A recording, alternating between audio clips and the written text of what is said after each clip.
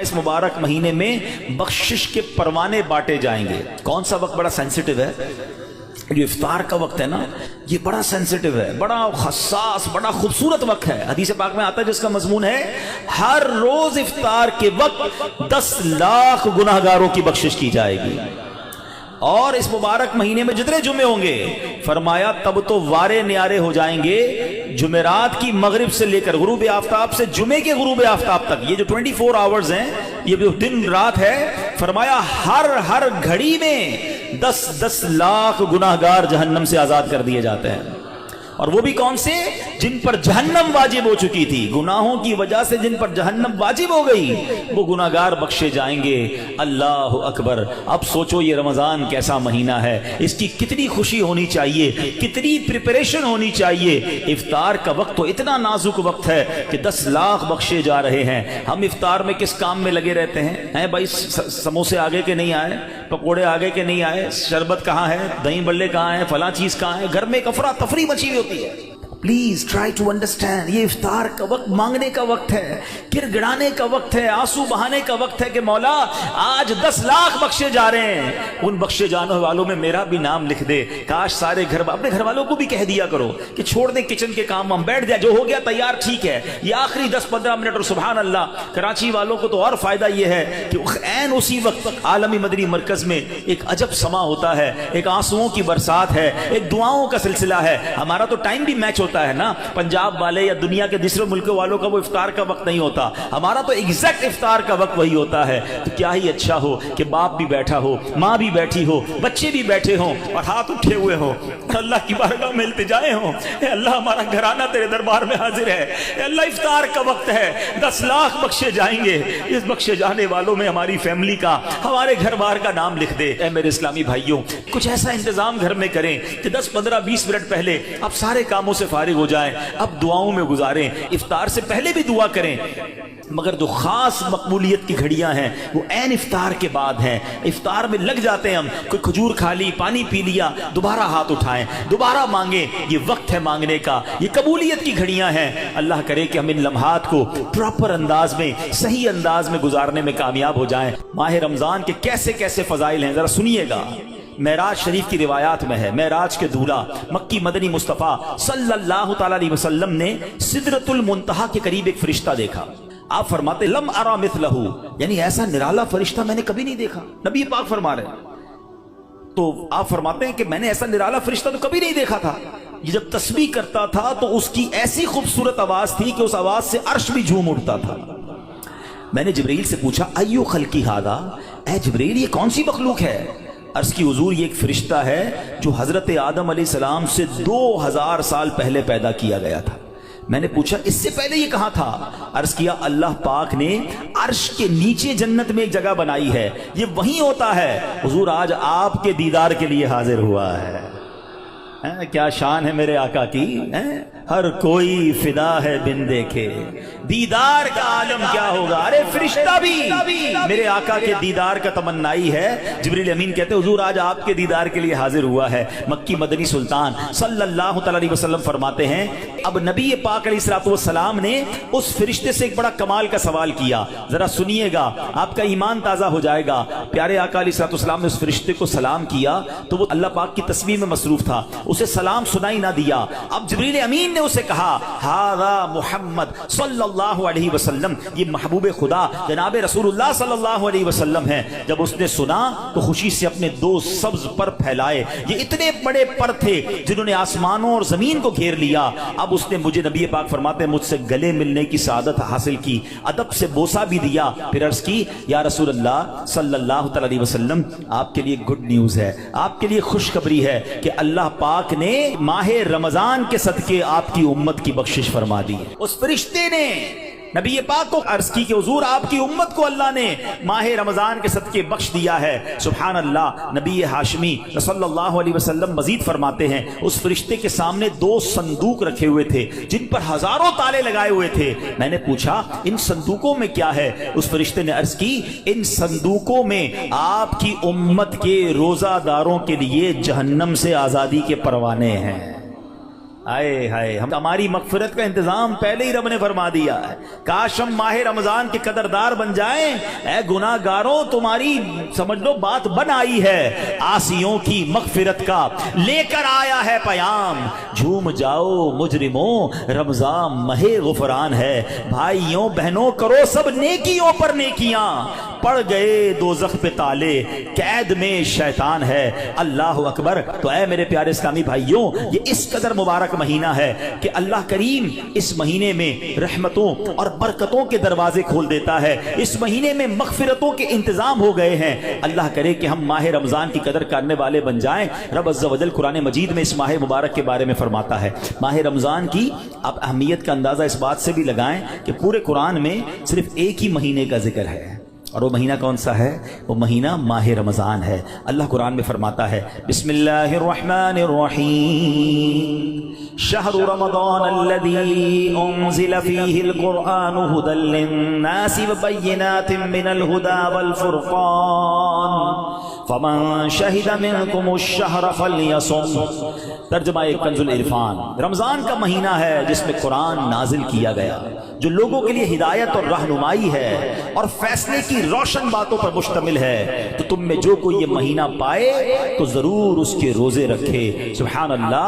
اے میرے پیارے اسلامی بھائیوں، رمضان کا مہینہ کیا خوبصورت فرمایا کہ جو اس مہینے کو پائے وہ روزے رکھے۔ پیارے اسلامی بھائیوں، رمضان المبارک کی شان کیسی ہے؟ جس کو بھی رمضان ملتا ہے نا، اس کو گویا لاٹری لگتی ہے۔ میں آپ کو واقعہ سناتا ہوں، بہت امیزنگ واقعہ ہے۔ پیارے آقا علیہ الصلوۃ والسلام کی بارگاہ میں بڑے صحابی ہیں، بلند مرتبہ صحابی ہیں، حضرت طلحہ بن عبید اللہ رضی اللہ تعالیٰ فرماتے ہیں کہ ایک مرتبہ دو شخص نبی پاک کی بارگاہ میں ایک ساتھ آئے۔ دونوں نے کلمہ پڑھا، صحابی ہونے کا درجہ حاصل کر لیا، بڑے نیک اور پرہیزگار تھے، اور ان میں سے ایک عبادت اور ریاضت میں بہت زیادہ محنت کرتے تھے۔ جو زیادہ عبادت گزار تھے، یہ ایک مرتبہ ایک غزوے میں شریک ہوئے اور شہید ہو گئے، جہاد میں گئے اور شہید ہو گئے، اور ایک سال بعد دوسرے جو صحابی تھے ان کا بھی انتقال ہو گیا۔ ٹھیک ہے، حضرت طلحہ فرماتے ہیں ان دونوں کے دنیا سے جانے کے بعد ایک رات میں نے خواب میں دیکھتا ہوں کہ میں جنت کے دروازے پر کھڑا ہوں، یہ دونوں صحابی رسول وہاں موجود ہیں۔ اتنے میں جنت کے اندر سے کوئی باہر آیا، وہ صحابی جن کا انتقال ایک سال بعد ہوا تھا انہیں لے کر جنت میں چلا گیا۔ تھوڑی دیر کے بعد دوبارہ وہ فرشتہ آیا اور جو صحابی ایک سال پہلے شہید ہوئے تھے ان کو بعد میں جنت میں لے کر گیا۔ اب بات سمجھ آ رہی ہے؟ جو شہید ہوئے، زیادہ عبادت کرتے تھے، وہ بعد میں جنت میں گئے، اور جو ایک سال بعد جن کا انتقال ہوا، جو اتنی عبادت نہیں کرتے تھے مگر وہ جنت میں پہلے چلے گئے۔ اچھا کمال دیکھو صحابہ کرام علیہ رضوان کا، کہ جو بھی خواب دیکھتے تھے، جو بھی ذہنوں میں سوال ہوتا تھا، ڈائریکٹلی نبی پاک علیہ السلام کی بارگاہ میں آ جاتے۔ ان کے پاس کیسی نعمت موجود تھی کہ اس کا مسئلے کا حل تو نبی پاک نے کرنا ہے۔ کہا حضور یہ کیا ماجرا ہے؟ شہید وہ ہوئے، عبادت بھی زیادہ کرتے تھے، جنت میں وہ بعد میں جا رہے ہیں، جن کا انتقال بعد میں ہوا حضور وہ پہلے جا رہے ہیں جنت میں۔ اللہ اکبر۔ تو نبی پاک علیہ السلام نے کیا خوبصورت جواب دیا، فرمایا یہ دوسرے صحابی ایک سال زیادہ زندہ نہیں رہے؟ کہا جی حضور یہ تو ایک سال زیادہ زندہ رہے۔ تو فرمایا کیا ایک سال زیادہ زندہ رہنے والے نے ایک سال پہلے شہید ہونے والے سے زیادہ روزے نہیں رکھے ایک سال؟ فرمایا ہاں روزے تو رکھے۔ تو نبی پاک نے پوچھا کیا اس ایک سال بعد والے نے سجدے زیادہ نہیں کیے؟ عرض کیا جی حضور سجدے بھی زیادہ کیے۔ تو نبی پاک نے فرمایا بس اسی وجہ سے ان دونوں کے درمیان زمین و آسمان کا فرق ہے۔ بات سمجھ آ رہی ہے؟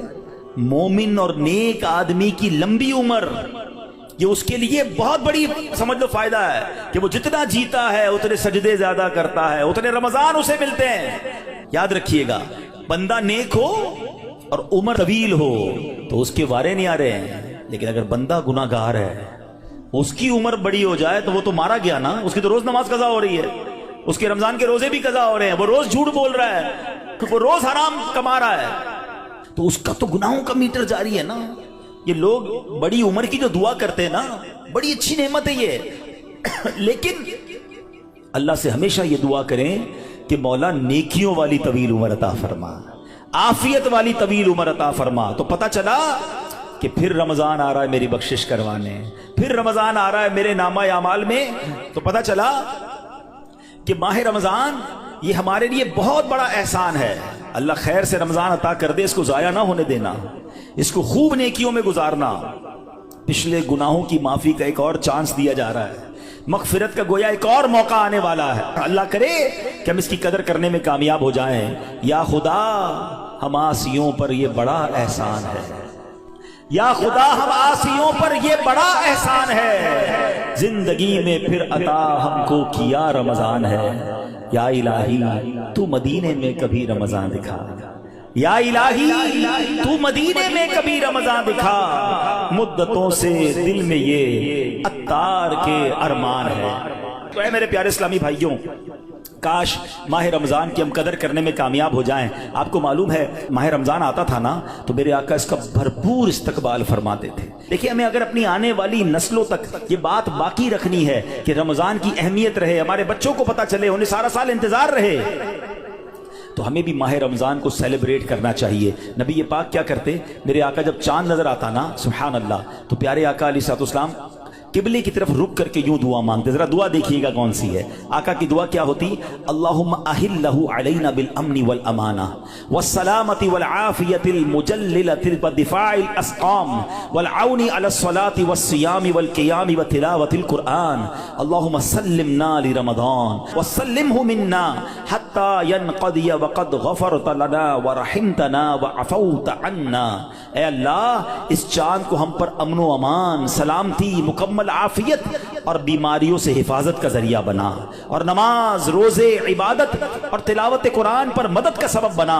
اے رب کریم ہمیں رمضان کی وجہ سے سلامتی عطا فرما، یعنی اسے ہمارے لیے سلامتی والا بنا اور اسے ہم سے سلامتی عطا فرما، یہاں تک کہ جب یہ رخصت ہو تو تیری مغفرت و رحمت اور عفو درگزر ہمارا یقینی مقدر بن چکا ہو. سبحان اللہ. تو پتہ چلا رمضان مبارک کی آمد پر خوشخبریاں دینا، لوگوں کو مبارکباد دینا، یہ اچھا کام ہے. انشاءاللہ اگر ہم رمضان کی آمد کی خوشی بنائیں گے اللہ کی رحمت جوش میں آئے اور کاش ہم جنت کے حقدار بن جائیں. مگر ایک احتیاط اس میں کرنی ہے. جب بھی رمضان آتا ہے نا تو ایک بڑا عجیب سا میسج وائرل ہوتا ہے. کیا وائرل ہوتا ہے؟ حدیث پاک میں ہے کہ جس نے سب سے پہلے آمد رمضان کی مبارک دی اس کے لیے جنت واجب ہو جاتی ہے. ایسی کوئی حدیث ہمارے آقا مکی مدنی مصطفیٰ صلی اللہ علیہ وسلم سے ثابت نہیں ہے، نہ ہی رمضان کے بارے میں نہ ہی کسی مبارک مہینے کے بارے میں. ایسے جھوٹے میسیجز کو آگے بڑھانا نہیں چاہیے.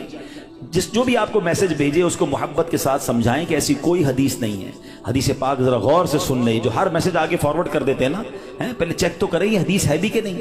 ہم کہیں جھوٹی حدیث یا جھوٹی بات پھیلانے کا سبب تو نہیں بن رہے. حدیث پاک سنیے گا، من کذب علی متعمدا فلیتبوأ مقعدہ من النار. آقا فرماتے جس نے مجھ پر جان بوجھ کر جھوٹ باندھا، مثلا نبی پاک علیہ الصلوۃ والسلام نے کوئی بات فرمائی نہیں تھی اور یہ کہہ دیا کہ پیارے آقا علیہ الصلوۃ والسلام کی حدیث ہے، تو ایسا بندہ اپنا ٹھکانہ جہنم میں بنا لے. تو بالکل بھی اور لوگ اچھا یہ تو عجیب ہے نا، کہیں بیٹھے اللہ قرآن میں یہ فرماتا ہے بھائی، قرآن میں آیا ہے، کدھر آیا ہے بھائی یہ اس کو بھی نہیں پتا ہے. حدیث میں یہ بات آئی ہے. بھائی کون سی حدیث، کس کتاب ہے، پتہ کچھ نہیں ہے، اپنی طرف سے بولی جا رہے ہیں. بھائی کس نے کہا ہے آپ کو؟ قرآن میں آیا ہے، حدیث میں آیا ہے، آپ کو جب پتہ نہیں ہے، آپ کو یاد نہیں. اتنا سخت معاملہ ہے نبی پاک کی طرف جھوٹ باندھنا ہے. اور آقا نے کیا فرمایا؟ اپنا ٹھکانہ جہنم بنائے. تو آپ کہہ دیں میں نے کہیں پڑھا ہے، ہو سکتا ہے میں نے کہیں سنا ہے. قرآن اور حدیث کی بات کرتے تو لرزہ آ جانا چاہیے. ایک زبر زیر پیش کا ہم فرق نہیں کر سکتے قرآن میں. اور جناب اللہ نے قرآن میں یہ فرمایا، تم کو نہیں پتا قرآن میں یہ ہے، بحث کریں گے اور قرآن کو بیچ میں لے آئیں گے. یہ ہماری خواتین بھی بہت کرتی ہیں. تو مہربانی کر کے اس سے توبہ کریں. اور ان معاملات میں جب تک آپ کے سامنے، آپ دیکھیں آج کروڑوں لوگوں کی تقدیریں بدلنے والے، لاکھوں ہزاروں حافظ اور عالم بنانے والی شخصیت امیر اہل سنت، نہ جانے کتنی ہزاروں ان کو حدیثیں یاد ہوں گی، کتنی روایتیں اور آیتیں یاد ہیں. مگر آج بھی آپ مدنی مذاکرے میں دیکھیں یہ کیوں، یہ ہماری تربیت کے لیے کہ وہ پہلے قرآن کی کوئی آیت پڑھنی ہے تو لکھا ہوا سامنے لاتے ہیں، حدیث پڑھنی تو پورا پڑھ کے سناتے تاکہ ایگزیکٹلی وہی لفظ لوگوں کے سامنے جائے جو نبی پاک کے دہان مبارک سے نکلا ہے. تو ہماری آپ کی جرت نہیں ہونی چاہیے کہ حدیث میں اپنی طرف سے حاشیے لگائیں، اپنی طرف سے معاذ اللہ قرآن پاک کے بارے میں. بعض اوقات تو یہ بات ایمانیات پر آ جائے گی اگر اپنی طرف سے کوئی بات ایڈیشن کر رہا ہے. تو بڑے احتیاط کی حاجت ہے. البتہ ماہ رمضان ایک اور خوبصورت آیت سنیے گا. اس میں قرآن پاک نے جو ہم پر رمضان کے روزے فرض کیے گئے نا اس کا ریزن بیان کیا. یعنی ہماری شریعت ہم سے چاہتی کیا ہے؟ روزے تو ہم برسوں سے رکھ رہے ہیں، بچپن سے روزے رکھ رہے ہیں، کئی ایسے یہاں ایسے ہوں گے، لیکن اس روزے سے میں حاصل کیا کرنا ہے؟ قرآن کیا فرماتا سنو. اللہ قرآن میں فرماتا ہے یا ایھا الذین آمنوا کتب علیکم الصیام کما کتب علی الذین من قبلکم. اے ایمان والو تم پر روزے فرض کیے گئے جیسے تم سے پہلے لوگوں پر فرض کیے گئے تھے، مگر آگے ریزن بتایا گیا کہ کیوں کیے گئے، لعلکم تتقون، قرآن کہتا ہے تاکہ تم پرہیزگار بن جاؤ۔ آج سمجھ لیں، میں اس موضوع کو تھوڑا اور مزید ڈیفائن کروں گا کہ روزے فرض ہونے کی وجہ قرآن نے کیا بیان کی، لعلکم تتقون، تاکہ تم پرہیزگاری اختیار کرو، تم پرہیزگار بن جاؤ۔ اس آیت کریمہ میں جو روزے کی اعلیٰ ترین حکمت اور بہت بڑا فائدہ بیان کیا گیا، ایکچولی اس میں چھپا ہوا ہے لعلکم تتقون، تاکہ تم پرہیزگار بن جاؤ۔ اے میرے پیارے اسلامی بھائیوں، پتا چلا کہ مبارک مہینہ ہے جس میں ہمیں تقوی حاصل کرنا ہے۔ آپ نے علماء کرام کا بیان سنا ہوگا، وہ بعض علماء کہتے ہیں الحمدللہ رب العالمین والعاقبۃ للمتقین، اس کا معنی پتہ ہے؟ اے ہائے، یقین کریں کبھی کبھی خطبہ ہی ہلا دیتا ہے یہ جملہ اگر سمجھ آ جائے نا کہ تمام تعریفیں اس رب کے لیے ہیں جو عالمین کا رب ہے، والعاقبۃ للمتقین، جو آخرت ہے نا، جو بعد والی زندگی ہے وہ ہے ہی متقین کے لیے، تو ہم کدھر جائیں گے؟ اگر ہم متقیوں میں نہیں ہیں تو پھر ہمارا کیا بنے گا؟ اب ذرا غور کیجئے، تقوی یہ بڑی کمال کی نعمت ہے، آسان نہیں ہے، مگر سبحان اللہ رمضان کا روزہ جو ہے وہ ہمیں متقی بنانے آیا ہے۔ قرآن کہتا بھی یہی ہے لعلکم تتقون، تاکہ تم پرہیزگار بن جاؤ، متقی بن جاؤ۔ سبحان اللہ، تقوی کتنی بڑی دولت ہے۔ حضرت ابو سعید خدری رضی اللہ تعالیٰ عنہ سے روایت ہے، رسول اکرم نور مجسم شفیع معظم صلی اللہ علیہ وسلم نے ایک صحابی کو نصیحت کرتے ہوئے فرمایا علیک بتقوی اللہ فإنہ جماع کل خیر، تم پر تقوی لازم ہے کہ بے شک تقوی تمام بھلائیوں کا مجموعہ ہے، تمام بھلائیوں کا کمبینیشن کیا ہے؟ وہ تقوی ہے۔ حجت الاسلام امام محمد غزالی فرماتے ہیں اے عزیز تجھے جاننا چاہیے کہ تقوی ایک نایاب خزانہ ہے، اگر تم اس خزانے کو حاصل کرنے میں کامیاب ہو گئے تو تم بہت بڑی کامیابی حاصل کر لو گے۔ یوں سمجھو کہ دنیا اور آخرت کی تمام بھلائیاں تقوی میں جمع کر دی گئی ہیں۔ اور وہ تقوی کیسے ملے گا؟ وہ روزے سے ملتا ہے۔ اگر بندہ صحیح معنوں میں روزہ رکھ لے تو انشاءاللہ وہ تقوی اختیار کر لے گا۔ تو اے میرے پیارے اسلامی بھائیوں، اب ذرا غور کیجئے، ایکچولی رمضان کو نئی زندگی پانے کا مہینہ قرار دیا گیا۔ یہ بڑی کمال کی بات سنیے گا، شاید آپ کو حیرانی ہوگی کہ صوفیہ کرام کے مطابق انسان 2 مرتبہ پیدا ہوتا ہے۔ ہر انسان، صوفیہ کرام کہتے ہیں 2 مرتبہ پیدا ہوتا ہے۔ پہلی ولادت تو وہ مشہور ہے جب ہم دنیا میں آئے، کوئی 30 سال پہلے آیا، کوئی 40 سال، ڈیٹ آف برتھ ڈے بناتے نا، وہ تو پہلی ولادت ہے۔ فرمایا دوسری ولادت وہ ہوتی ہے کہ جب بندہ دل کی پاکیزگی حاصل کر لیتا ہے، جب بندہ باطنی بیماریوں سے، حرص، لالچ، ہوس، دنیا کی محبت، تکبر، خود پسندی سے اپنے آپ کو پاک کر لیتا ہے، یہ اس کی دوسری ولادت ہوتی ہے۔ یعنی زندگی میں ایک موقع ملتا ہے بدلنے کا، ٹرن اراؤنڈ ہونے کا، اپنے آپ کو سدھارنے کا، سچی توبہ کرنے کا۔ ایک بار پھر رمضان آ رہا ہے، آؤ دوبارہ جی لیتے ہیں، آؤ دوبارہ بدل جاتے ہیں، آؤ اپنے رب سے دوستی کر لیتے ہیں۔ جو زندگی گزری ہمیں سب کو معلوم ہے کیسی گزری، کیوں نہ یہ رمضان اپنے آپ کو بدلنے کا مہینہ بنا دیں۔ اللہ نے پھر موقع دے دیا ہے۔ اے میرے پیارے اسلامی بھائیو، اس بات کو اس طرح سمجھیے، ایک بزرگ بڑی عمر کے تھے، ان کی عمر 60 یا 70 سال تھی، بال بھی سفید تھے۔ کسی نے کہا حضور آپ کی عمر کتنی ہے؟ کہتے 4 سال۔ کہ حضور کیوں مذاق کر رہے ہیں، اتنی بڑی عمر ہے، آپ کے تو اپنے پوتے پوتیاں ہوں گی، آپ کہہ رہے ہیں 4 سال عمر ہے۔ کہتے ہیں بات یہ ہے کہ عمر تو بہت زیادہ ہے، بس توبہ کیے ہوئے 4 سال ہی ہوئے ہیں، اللہ سے دوستی کیے ہوئے 4 ہی سال ہوئے ہیں، باقی زندگی تو کھیلوں میں، گناہوں میں گزار دی ہے۔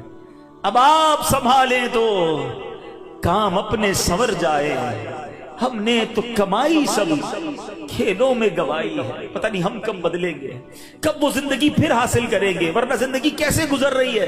ہم میں سے بہت سارے اچھی طرح جانتے ہیں کہ صبح ہوتی ہے، شام ہوتی ہے، زندگی یوں ہی تمام ہوتی ہے۔ کبھی کبھی تو ڈر لگتا ہے یار کہ زندگی بڑھ رہی ہے، ہمارے گناہ بڑھ رہے ہیں، نیکیاں بڑھ رہی ہیں۔